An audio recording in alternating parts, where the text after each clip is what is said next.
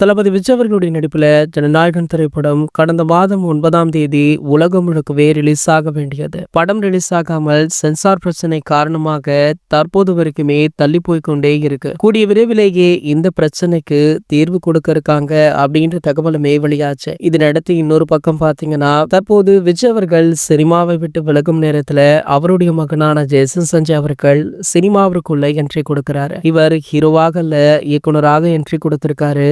அப்படி இவருடைய இயக்கத்துல உருவான திரைப்படம் தான் சிக்மா. படத்துடைய ஹீரோவாக சந்தீப் கிஷன் அவர்களும் இசையமைப்பாளராக தமன் அவர்களுமே இருக்காங்க. படத்துடைய ட்ரீசர் சமீபத்துல வெளியாகி நல்ல வரவேற்புமே பெற்றது. இந்த நிலையில பாத்தீங்கன்னா, இந்த படம் சம்மர்ல ரிலீஸ் ஆக இருக்கு. அதற்காக இந்த படத்திற்கு மிகப்பெரிய ஆடியோ லான்ச் பிளான் பண்ணிருக்காங்க. ஆடியோ லான்ச் வழக்கம் போல இல்லாமல் மற்ற முக்கிய பிரபலங்களுமே இதுல கலந்து கொள்ள இருக்காங்களா. இதுல சிறப்பான விஷயம் என்ன அப்படின்னு கேட்டீங்கன்னா, இந்த ஆடியோ லான்ச்ல சங்கீதா விஜய் அவர்களுமே கலந்து கொள்ள இருக்காங்க.